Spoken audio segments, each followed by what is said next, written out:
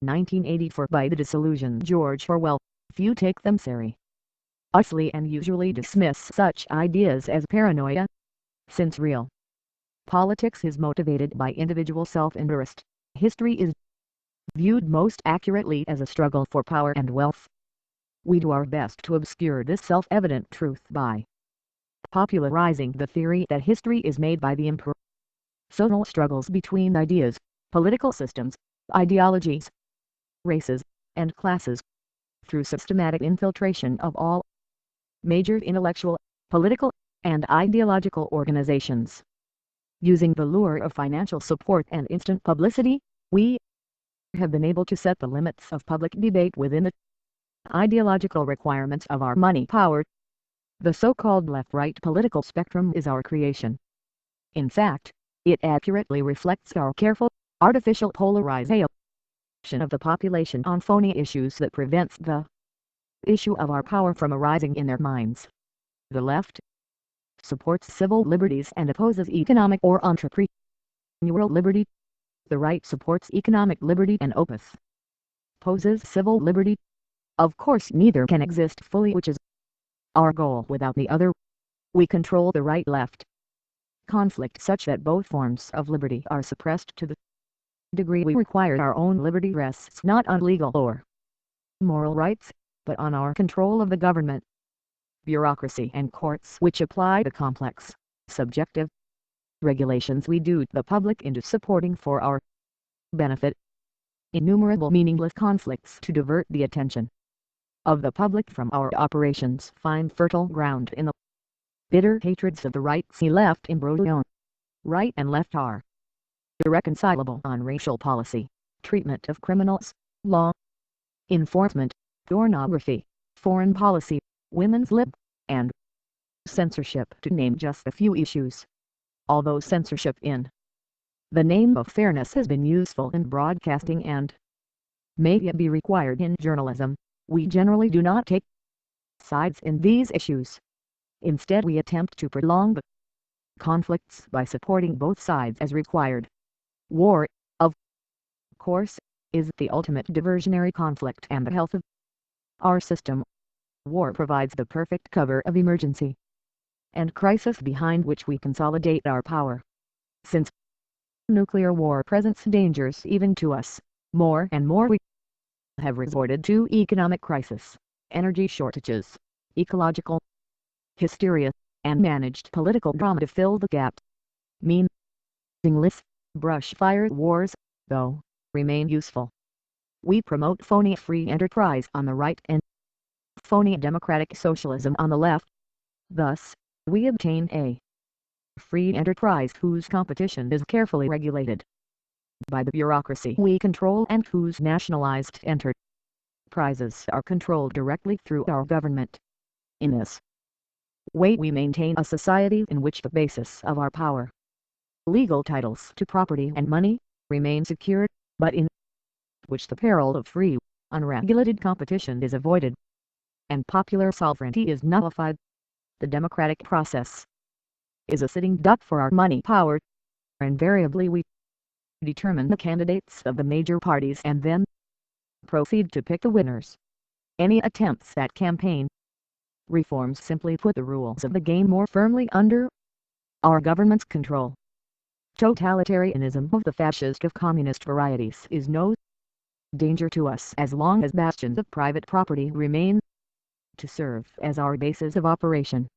Totalitarian governments of both right and left, because of the vulnerability of their highly visible leaders to party rivals, can be manipulated easily from abroad. Primarily, totalitarian dictatorships efficiently prevent new money lords that could challenge our power from arising in whole continents, civilizations, and races. Perhaps a few words on ideology proper are in order. Before I conclude, the only valid ideology, of course, is rational egoism, that is, the maximization of the individual's gratification by whatever means prove practical. This requires power over nature, especially, when possible, power over other humans who are the most versatile and valuable tools of all. Fortunately, we do not have a society of egoists. Money lords would be impossible in such a society, as the mental spooks and rationalizations by which we characterize, cheaply manipulate and deceive would be a laughing stock. Under such circumstances a policy of live and let life or true laissez-faire anarchy might be the only alternative. Certainly a hierarchical order would be difficult to maintain by force alone. However, in the current era, while minds are yet in the thrall of altruistic, collectivistic, and divine moralistic spooks, the egoist rational course is to utilize such spooks to control others. The next speaker, Professor M, will detail the key institution of our power, central banking. Professor M.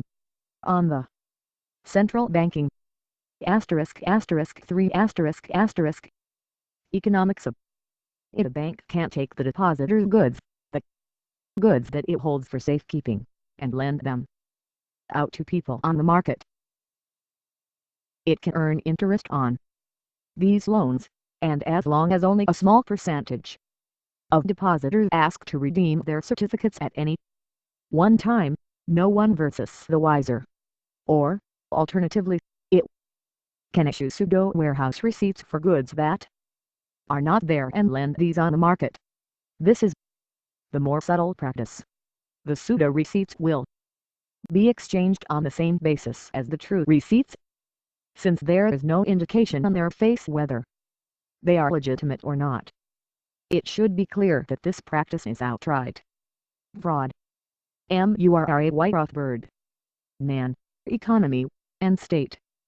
The bold effort the present bank has made to control the government, the distress it has wantonly produced, are but premonitions of the fate that awaits the American people should they be deluded into a perpetuation of this institution. The Bank of the United States, or the establishment of another like it.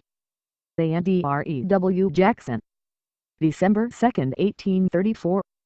As you have a doctorate degree in economics from a great university, I will touch as lightly as my verbosity allows on facts accepted by economic science and proceed to occult aspects of central banking.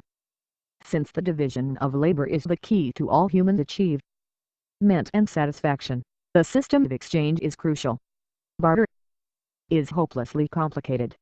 The command economy, in which each does and receives what B is told, is also hopelessly cumbersome and fails to take advantage of individual initiative, ability, and concrete knowledge. The medium of exchange, money, is the obvious solution. Even our highly centralized economies on the socialist model now enthusiastically embrace money as an indispensable simplifying tool in their economic planning. When left to themselves, people of a given geographical area settled upon a durable luxury commodity, usually gold or silver, to use as money.